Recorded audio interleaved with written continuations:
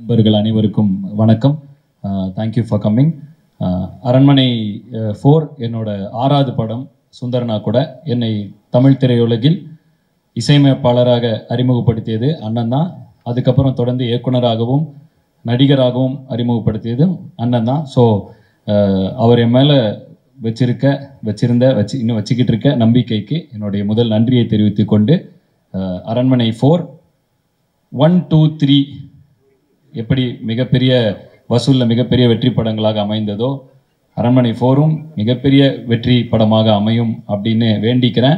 5, 6, 7, 8ன்னு தொடர்ந்து அமைந்து கொண்டே போகும்னு முன்கூட்டிய வாழ்த்துக்களையும் தெரிவிச்சுக்கிறேன். இந்த படத்தில் ரொம்ப அருமையான ஒரு இது என்னென்னா இப்போ இந்த படத்தில் லீட் பார்த்தா ஃபீமேல் ஓரியன்டாக தமன்னா ராஷிகானா 2 பேரும் ரொம்ப நல்லா இருக்காங்க. ஸ்க்ரீனில் பார்க்காதும் தமன்னா ரொம்ப நேச்சுரலான ஒரு லுக்கில் இருக்காங்க. Both of you are amazing on the screen and thank you for the amazing moments in the song. You elevated the song with your grace and your dance இது அண்ட் தேங்க்யூ ஃபார் தேட்.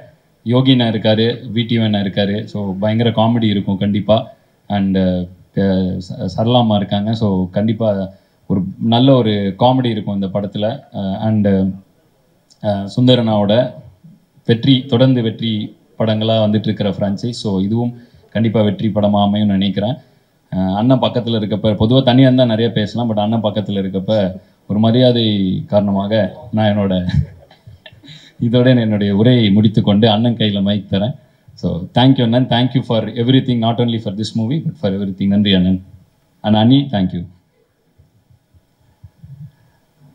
வந்திருக்கும் பெரியவர்கள், நண்பர்கள், media சகோதர சகோதரிகள், பத்திரிகை சகோதர சகோதரிகள் அனைவருக்கும் எனது வணக்கம்.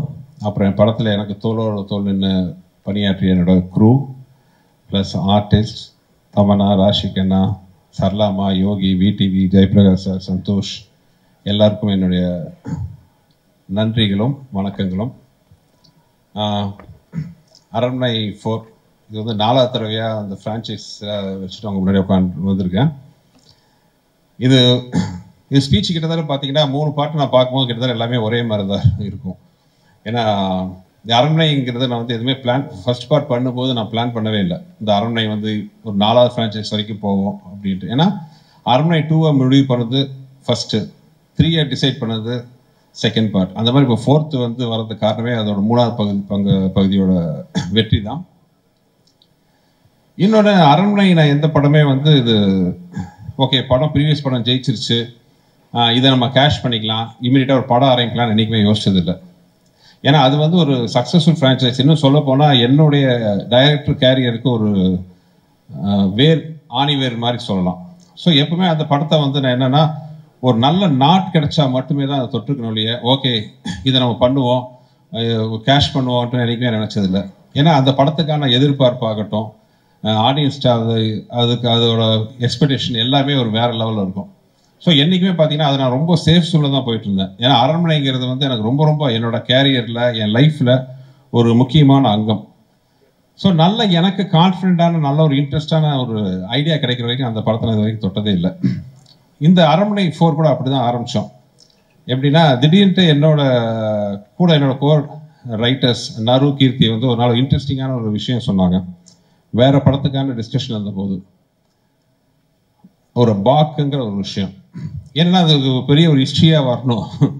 அதாவது இந்தியாவில் பெரும்பகுதியை ஆண்ட மன்னர்கள், உதாரணத்துக்கு நீங்கள் அசோகர் எடுத்துக்கலாம், அவுரங்கசீப், அக்பர், அவங்க எல்லாமே அவங்களோட எல்லை பகுதிகள். இப்போ நார்த்தில் பார்த்தீங்கன்னா சில பேர் ஆப்கானிஸ்தான் வரைக்கும் போயிருக்காங்க, சில பேர் பாகிஸ்தான் லாகூர் வரைக்கும் போயிருக்காங்க, சில பேர் காஷ்மீரை தாண்டி இருக்காங்க அவங்களோட எல்லை பகுதி. அதே மாதிரி வெஸ்ட்லேயும் மேலே போயிருக்கு. சவுத்துலேயும் நீங்கள் பார்த்தீங்கன்னா சில பேர் டெக்கான் வரைக்கும் வந்திருக்காங்க, பெங்களூர் வரைக்கும் வந்திருக்காங்க, மதுரை வரைக்குமே வந்திருக்காங்க. ஸோ சவுத்து, நார்த், வெஸ்ட்டில் அவங்களோட பார்டர் மாறினாலும் ஈஸ்டில் மட்டும் கிட்டத்தட்ட கோடு கிழிச்ச மாதிரி பிரம்மபுத்திரா நதியை தாண்டி யாருமே போகல. அதுக்கு வரலாற்று ரீதியாக வெவ்வேறு காரணங்கள் சொல்கிறாங்க. அங்கே ஒரு வீரமான ராஜ பரம்பரை இருந்துச்சு, இல்லை ஒரு கொரில்லா படைகள் நிறையா இருந்துச்சு, இல்லை ஒரு புவியியல் ரீதியாக ஒரு ஜாகிரபிக்கலாக பார்த்தீங்கன்னா அங்கே நிறைய அடர்ந்த காடுகள், மலைகள்லாம் இருந்ததுனால அதை தாண்டி இவங்க போக முடியலங்கிற மாதிரிலாம் வெவ்வேறு காரணங்கள். பட் நாங்கள் பேசும்போது அதை எங்களால் யோசித்தோம். ஏன்னா ஒரு இமயமலையெல்லாம் தாண்டி வந்தவங்களால வந்து பிரம்மபுத்திரா நதியை தாண்டிக்கிற காடுகளை தாண்ட முடியாதா? அதே மாதிரி எத்தனையோ பெரிய பெரிய வீரர்கள்லாம் வந்து ஜெயிச்சவங்க வந்து அங்கே இருக்கிற பர்டிகுலர் சோல்ஜர்ஸ், அது குர்லா படையாக இருக்கட்டும், ராஜா பரம்பரையாக இருக்கட்டும், அவங்கள ஜெயிக்க முடியாதா? இந்த மாதிரி கொஞ்சம் கேள்விகள்லாம் எங்களுக்கு எழுந்துச்சு. அப்போ வந்து நாலாவதா இன்னொரு காரணமும் வந்து அங்கே பேசிக்கிறாங்க. பொதுவாக என்னன்னா, இவங்க அந்த எல்லையை தாண்டாததுக்கு காரணம் அங்கே இருக்கிற வீரர்களோ இல்லை இப்போ ஜாகிரபிக்கல் ரீதியாக இருக்கிற மற்ற விஷயங்களுக்கு மீறி அவங்க அங்கே எல்லையை தாண்டாததுக்கு காரணம் பயம் அப்படின்னு ஒரு அங்கே இருக்கிற சில சாரார்கள் வந்து இன்னும் சொல்லிட்டு இருக்காங்க. அது என்ன பயம்னா பேய் பயம். அந்த இப்போ நீங்கள் பார்த்தீங்கன்னா அந்த பிரம்மபுத்திரா நதியை தாண்டி நிறைய அந்த பழங்கதைகள், அந்த ஃபோக்லோர்னு சொல்லுவாங்க, அந்த மாதிரி நிறைய பழங்கதைகள்லாம் உலவிட்டு இருக்கு. அதில் ஒரு இன்ட்ரெஸ்டிங்கான ஒரு கேரக்டர் தான் அன்னைக்கு எங்கள் டிஸ்கஷனில் அவங்க சொன்னாங்க. அந்த தகவல் பாக் அப்படின்ட்டு ஒரு ஒரு விஷயம். இன்னும் வந்து அந்த பாக்கை பற்றி பயப்படுற மாதிரி நிறைய கதைகள்லாம் உலாவுது. அந்த பாக் நீர்நிலையில் இருக்கும், யாராச்சும் போனாங்களா அவங்கள அடிச்சுட்டு அவங்க உருவத்தை எடுத்துட்டு அவங்க வீட்டுக்கு போய் அங்கே இருக்கிறவங்களாம் கூட்டு வந்து அவங்கள அடிச்சுடுங்கிற மாதிரி நிறைய அதை சுற்றி கதைகள்லாம் உலாவுச்சு. அந்த பாக்கை அடிமைப்படுத்திட்டா அது நினைச்சதெல்லாம் சாதிக்கலாம், அதை அடிமைப்படுத்த போய் அதனால செத்தவங்க பல பேர் இருக்காங்கலாம் நிறைய கதைகள். இதை கேட்கும்போது எனக்கு ஒரு இன்ட்ரெஸ்டிங்காக இருந்துச்சு. ஸோ இதுவே வந்து அரண்மனை 4க்கு ஒரு ஆரம்ப புள்ளியாக அமைச்சுது. ரொம்ப இன்ட்ரெஸ்டிங்காக இருந்துச்சு. ஏன்னா அரண்மனை இது வரைக்கும் 1, 2, 3 பார்த்தீங்கன்னா வந்து அது ஒரு பர்சனல் வெஞ்சன்ஸ் வச்சு தான் அந்த கதையை எல்லாம் இது வரைக்கும் மூவ் பண்ணியிருக்கோம். அப்படி இல்லாமல் இந்த மாதிரி ஒரு இன்ட்ரெஸ்டிங்கான ஒரு விஷயங்கள் நம்ம படத்தில் கொண்டு வந்தால் ரொம்ப நல்லா இருக்குன்னு தோணுச்சு. அப்படி ஆரம்பிச்சது தான் அரண்மனை 4. இருந்தாலும் எனக்குள்ள ஒரு அப்போ நான் ஆக்சுவலாக வேற ஒரு படம் ஒர்க் போயிட்டு இருந்துச்சு. ஸோ மனசுக்குள்ள ஒரு ஆசோசியேஷனு அரண்மனை 4 ஸ்கிரிப்ட் ஒர்க்கில் உட்காரலாமா? ஏன்னா ஒன்ஸ் அந்த ஒரு ஐடியான்னு வந்தோன்னே பார்த்தீங்கன்னா ஒரு எம்டி இடத்துல தண்ணி விட்டு அந்த கடற்கரை நிரம்பும். அந்த மாதிரி ஒரு இன்ட்ரெஸ்டிங்கான ஒரு ஐடியா கிடச்சிருச்சுன்னா உடனே நமக்கு என்ன ஆகும்னா ஒரு பரபரங்கும், உடனே அந்த ஸ்கிரிப்டை பண்ணணுமேன்ட்டு. அப்படி தான் வந்து ஸ்கிரிப்ட் ஒர்க் ஒர்க்கும் போயிட்டு இருந்தாலும் சின்ன ஆசோசியேஷன் ஏற்கனவே கமிட்டான அந்த படம் ஒர்க் ஆரம்பிக்கலாமா இதை ஆரம்பிக்கலாமான்ட்டு. அப்போ நான் ஒரு வேலையாக பாம்பேக்கு போகிறேன். போகும்போது ஃப்ளைட்டில் என் கூட வந்து ஒரு 8th or 9th படிக்கிற ஒரு சின்ன பொண்ணு வந்தாங்க அவங்க பேரண்ட்ஸோட. அந்த பொண்ணு ஃப்ளைட்டு ஃபுல்லாக என்கிட்ட விடாமல் கேட்டுட்டு இருக்கிற ஒரு விஷயம், அரண்மனை அடுத்தது எப்போ, அரண்மனை எப்போ அடுத்ததுன்ட்டு. அதே மாதிரி அதை முடிச்சுட்டு நான் சாயங்காலம் நைட்டு ஃப்ளைட்டில் வரேன். அதே மாதிரி இன்னொரு பொண்ணு ஒரு 9th or 10th படிக்கும். அவங்க அப்பா அம்மா கூட வந்து நான் கடைசி பஸ்ஸில் ஏறுறேன். அந்த பஸ்ஸில் ஏறிட்டு, சார் உங்கள் பஸ்ஸில் தான் ஏறணும்னு வெயிட் பண்ணிட்டு இருக்கா அப்படின்ட்டு. என்னமான்னா இல்லை நான் அரண்மனை ஃபேனு, எப்போ நீங்கள் அரண்மனை ஆரம்பிக்கிறீங்க அங்கிள் கேட்டுச்சு. நான் வந்து இது எனக்கு வந்து ஒரு சைன் மாதிரி தெரிஞ்சுது. நானே குழப்பத்தில் இருந்தேன், இந்த படமா அந்த படமாட்டு. அப்போ எனக்கு ஒரு கிளியராக வந்து ஒரு முடிவு எடுத்தேன். அந்த குழந்தைகிட்டே சொன்னேன், நான் அரண்மனை 4 எடுக்க போகிறேம்மா, நீ எல்லாத்தையும் சொல்லு, இந்த படம் நான் எடுக்கிறது உனக்காக அப்படின்னு சொன்னேன். அந்த பொண்ணு எங்கேயாச்சும் இது பார்த்துட்டுச்சுன்னா, தேங்க்ஸ்மா, உனக்கு வாக்கு கொடுத்த மாதிரி அரண்மனை 4 ரெடியாக இருக்குது, நீ பார்த்துட்டு உன் கருத்தை சொல்லணும். ஸோ அரண்மனை ஸ்கிரிப்ட் முடித்தாலும் எனக்கு அதில் 2 முக்கியமான விஷயம். அதுக்கான ப்ரொடக்ஷன் பார்த்தீங்கன்னா எனக்கு என்னுடைய மதிப்புக்குரிய என்னுடைய மூத்த அண்ணன் ஏசி சண்முகம் சார், அப்புறம் ஏசிஎஸ் அருண் தம்பி, அவங்க 2 பேர்ட்டையும் இந்த மாதிரி ஐடியா சொன்னால் அவங்க முதல்ல கதையை கேட்க மாட்டேன்றாங்க. ஏன்னா அவங்க வச்சிருக்க எம்எல்ஏ வச்சிருக்க நம்பிக்கை எப்படி, என்னங்க கதையெல்லாம் கேட்டு நம்ம பண்ணுவோம். இல்லை நான் கதை சொல்கிறேன்ட்டு. என் கேரியரில் இப்படி ஒரு கதை எந்த ப்ரொடியூசரும் கேட்டதில்லை. ஏன்னா கதை சொல்லி 5 நிமிஷத்தில் அருண் நிறுத்திட்டாரு. இல்லை நிறுத்துங்க, நீங்கள் ஃபுல் கதையை சொன்னால் எனக்கு படம் பார்க்கும்போது இன்ட்ரெஸ்ட் இருக்காதுன்ட்டு. இந்த மாதிரி எல்லா ப்ரொடியூசரும் டைரக்டர் சொல்கிறா எவ்வளோ சந்தோஷமாக இருக்கும்னு நினச்சேன். ஸோ படம் இன்னும் பார்க்கல, தம்பி பார்க்கல, பார்த்தவெல்லாம் நல்லபடியாக சொல்லுவாங்க, பிடிக்கும்னு நம்புகிறேன். ஏன்னா இந்த படத்தில் வந்து இது வரைக்கும் அந்த அரண்மனையோட ஒரு பிரம்மாண்டமான பொருள் செலவு, பிரம்மாண்டமான விஷுவல்ஸ், சிஜி எல்லாமே ரொம்ப பிரம்மாண்டமாக இருக்கும். அதுக்கு வந்து இந்த மாதிரி ஒரு நல்ல ப்ரொடக்ஷன் ப்ரொடியூசர்ஸ் கிடைக்கலன்னா வந்து என்ன மாதிரி இயக்குநர்களுக்கு வந்து அது பண்ணுறது முடியாத காரியம். நான் என்ன பண்ணனாலும் உங்கள் சுதந்திரம். அவங்க இது வரைக்கும் இந்த நிமிஷம் வரைக்கும் இந்த ப்ரோக்ராம் ஃபங்க்ஷன் வரைக்கும் அவங்களுக்கு ஒரு விஷயம் என்கிட்ட கேட்டதில்லை. தேங்க்ஸ் தம்பி, அப்பாவுக்கும் என்னுடைய நன்றி. அப்புறம் இந்த படத்துக்கு மிகப்பெரிய பில்லராக இருந்து எனக்கு சப்போர்ட் பண்ண மதன் சார், அவர் இல்லைன்னா வந்து இந்த ஃபங்க்ஷனே இந்த அளவுக்கு இந்த மாதிரி பெருசாக நடந்திருக்காது. So thanks Madan sir.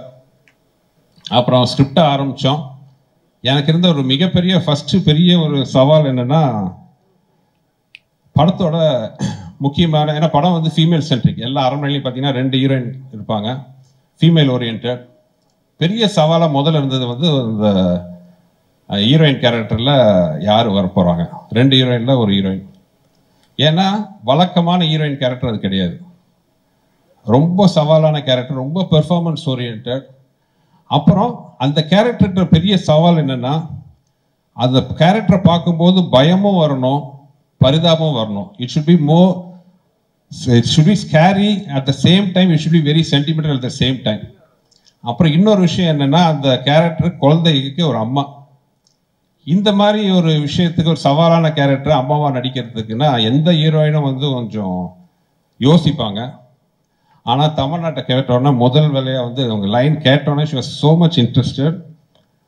எனக்கு உண்மையாக ஆச்சரியமாக இருந்துச்சு. தமிழ் ஒத்துக்கிட்டோன்னே ஃபென்டாஸ்டிக்காக பண்ணியிருக்காங்க இந்த படத்தில். நானே எனக்கு வந்து பொதுவாக வந்து நான் படம் பண்ணி ஆர்டிஸ்ட்டை பார்த்தது படத்துக்கு முன்னாடி காட்ட மாட்டேன். ஒரு ஆர்டிஸ்ட்டுக்கு ஃபோன் பண்ணி இந்த படத்தில் நீங்கள் நல்லா நடிச்சிருக்கீங்களோ அது மாதிரி இன்புட்லாம் கொடுத்ததே இல்லை. ஃபர்ஸ்ட் டைம் நான் தமிழ்நாடு இந்த படத்தோட ஸ்டில்ஸ் அனுப்பிச்சு you shook all of us அப்படின்ட்டு ஒரு மெசேஜ் அனுப்பிச்சேன். ஏன்னா படம் பார்த்து க்ரூவில் இருக்கிற டெக்னீஷியன்ஸ் வரைக்கும் எல்லாருமே வந்து ஆச்சரியப்பட்டது the other side of Tamannaah அப்படிங்கிறத பார்த்து. ஏன்னா ஆடியன்ஸுக்கே வந்து இந்த தமன்னா புதுசாக இருப்பாங்க. தமன்னாவை கமர்ஷியல் ஹீரோவாக பார்த்துருக்கோம், ஃபைட்டிங் ஹீரோயினாக பார்த்துருக்கோம். பட் இது வந்து ரொம்ப ஒரு சென்டிமெண்டல் எமோஷனல் ஹீரோயினாக பெர்ஃபார்மன்ஸ் ஓரியன்டாக பார்த்தது வந்து இந்த படம் தான். இன்னும் சொல்ல போனால் இப்போ நீங்கள் ஒரு சாங் பார்த்தீங்க, ஆக்சுவலாக வந்து அந்த சாங்கே நான் படத்துலேருந்து தூக்கலாமான்னு நான் யோசித்தேன் ஒரு செகண்டு. ஏன்னா அந்த படம் பார்க்கும்போது அந்த தமன்னாவோட கேரக்டர் இந்த இம்பேக்ட் இட்ஸ் கிரியேட்ஸ் நமக்குள்ள அவ்வளோதான் இருந்துச்சு. ஸோ தமன்னா அப்படி ஒரு கிரியேட் இம்பேக்ட் பண்ணிட்டு எண்டில் வந்து டக்குன்னு ஒரு மாஸ் சாங் போடணுமான்னு யோசித்தேன். அப்புறம் ராஷிக்கு நான் திட்டுவாங்கன்ட்டு அந்த சாங் அப்புறம் பண்ணிட்டேன். அந்த அளவுக்கு தமன்னாவோட கேரக்டர் அவ்வளோ அருமையாக இருந்துச்சு. தேங்க்ஸ் தமன்னா. ஏன்னா ரொம்ப கஷ்டப்படுத்தணும் அவங்கள, ரோப்பில் தொங்க வச்சு தரையில் தரன்னு இழுத்து ரொம்ப ரொம்ப கஷ்டமான ஒரு பெர்ஃபார்மன்ஸ் பண்ணுறதுக்கு ஒரு கஷ்டமான கேரக்டர் ஒரு ஆர்டிஸ்டாக. ஏன்னா ஹீரோயினாக பார்த்தீங்கன்னா அவங்களுக்கு ஒரு நல்லா கம்ஃபர்ட் ஜோனில் இருப்பாங்க நடிக்க வைக்கிறது எல்லாமே. இந்த படத்தில் கம்ஃபர்ட் ஜோனே கிடையாது. நோ மேக்கப், ஃபுல்லாக ஆக்ஷனு. அவங்க வந்து நின்னாலே ரோப்போட ரெடியாக ஃபைட்டர்ஸ் நிற்பாங்க. எங்கேயுமே ஒரு இடத்துல அவங்க மொதல் சுழிச்சிருந்தா கூட நாங்களாம் அப்செட் ஆகிருப்போம். அப்படி இல்லாமல் அவ்வளோ இன்ட்ரெஸ்ட் எடுத்து பண்ணி இந்த கேரக்டருக்கு வந்து உயிர் கொடுத்துருக்காங்க. Thanks Tamannaah. Hands off. And Raashi Khanna என்னன்னா ரொம்ப நான் ஆர்டிஸ்டோட ஒர்க் பண்ணும்போது ஃபர்ஸ்ட் நான் பார்க்கறது என்னோட கம்ஃபர்ட் ஜோன். ஏன்னா நான் ஒரு கொஞ்சம் கிறுக்குத்தனமாக சினிமா எடுப்பேன். ஒரு படம் ஆர்டரில் இருக்காது. ஆர்டிஸ்ட் என்ன சீன் எடுக்க போகிறது வந்து நான் ஒரு வெவ்வேறு ஆர்டரில் எடுப்பேன். ஒரு 8வது ஷாட் ஃபர்ஸ்ட் எடுப்பேன், அப்புறம் 12வது ஷாட் எடுப்பேன், அந்த மாதிரி எடுப்பேன். அப்போது நடிக்கிற ஆடியன்ஸ்க்கு ஒரு சின்ன டவுட் வரும், இவன் என்ன ஒழுங்காக தான் எடுக்கிறானா, விஷயம் தெரிஞ்சு தான் எடுக்கிறானா, அந்த மாதிரிலாம் கன்ஃபியூஷன் வரும். ஸோ அந்த ஆர்டிஸ்ட்டுக்கு என் மேலே நம்பிக்கை வரணும், டைரக்டர்ஸ் மேலே நம்பிக்கை வரணும். இவன் என்ன எடுத்தாலும் நம்ம இவன் சொன்னதை பண்ணால் போதும், இவன் கரெக்டாக பண்ணுவாங்கிற நம்பிக்கை வந்துடும். அந்த மாதிரி ஆர்டிஸ்டோட ஒர்க் பண்ணும்போது அந்த கம்ஃபர்ட் ஜோனுக்கு எனக்கு இருக்கும். அந்த வகையில் ராஷிகண்ணா வந்து எனக்கு ரொம்ப ரொம்ப கம்ஃபர்டபுளான ஆர்டிஸ்ட். அவங்க லைக் தமன்னா மாதிரி ராஷிகண்ணா. முக்கியமாக ஆஸ் அ ப்ரொடியூசர் டைரக்டராக நான் சொல்கிறது என்னென்னா, ஃபஸ்ட்டு பார்க்குறது கேரக்டர் கரெக்டாக இருக்கணும். Second comfortability. அவங்களுக்கு நம்ம மேலே நம்பிக்கை வரணும். நம்ம சொல்கிறது அவங்க நல்ல ரிசல்ட் கொடுப்பாங்க. அவங்களுக்கு நம்ம மேலே நம்பிக்கை வரணும், நமக்கு அவங்க மேலே நம்பிக்கை வரணும். ஸோ அந்த கம்ஃபர்ட் ஜோன் வந்து ராஷிகண்ணா ரொம்ப சூப்பராக கொடுத்தாங்க. அன்ஃபார்ச்சுனேட்லி இன்னொரு இன்ட்ரெஸ்டிங்கான சாங் ராஷிகண்ணா ஷூட் பண்ண வேண்டியதாக இருந்துச்சு.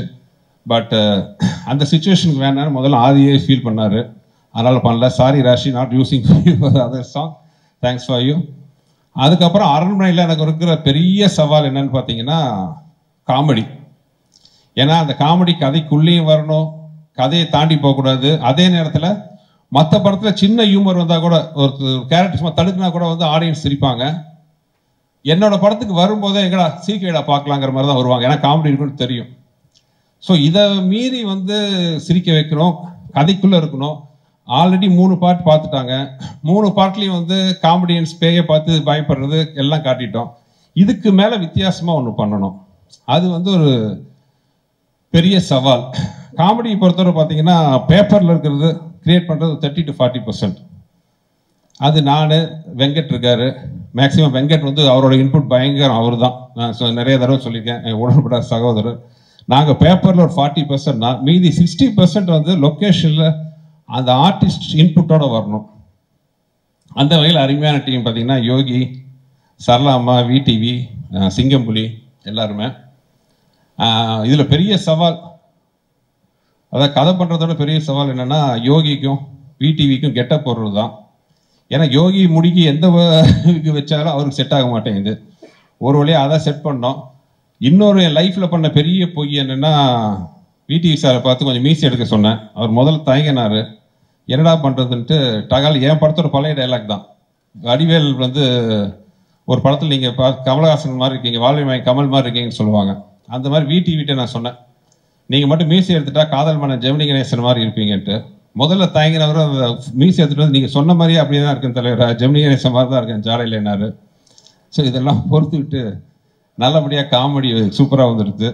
சரளாமா வந்து என்ன சொல்கிறது, என் படம் எல்லாத்துலேயும் இருக்காங்க, ஜீனியஸ். தமனா சொன்ன மாதிரி வந்து தாய் குலத்தில் பெண்களில் வந்து காமெடி பண்ணுறதுக்கு வந்து ரொம்ப ரேர்.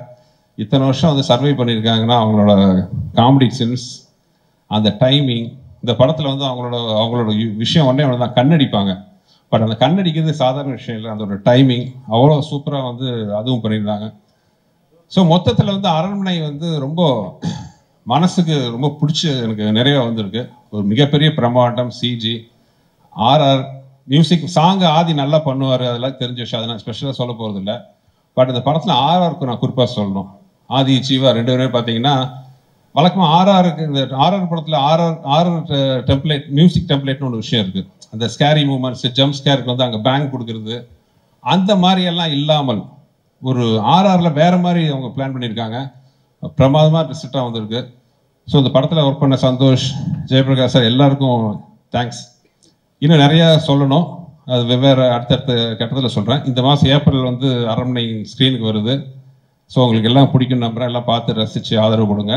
அப்புறம் கடைசியாக சொல்லலைன்னா கோச்சிக்குவாங்க, எனக்கு பேக்ரவுண்ட் சப்போர்ட்டாக இருக்கிற என் ஒய்ஃப், அப்புறம் என் தயாரிப்பாளர் அருள் சாருக்கும் ஏசி சண்முகம் சாருக்கும் பேக்ரவுண்டாக அவங்கள என்னடிக்கும் சந்தோஷமாக வச்சுருக்கிற மகாலட்சுமி மாதிரி உட்காந்துருக்கிற லலிதா மேடம், எல்லாருக்கும் நன்றி கூறி விடைபெற்றுக் கொள்கிறேன். தேங்க்யூ.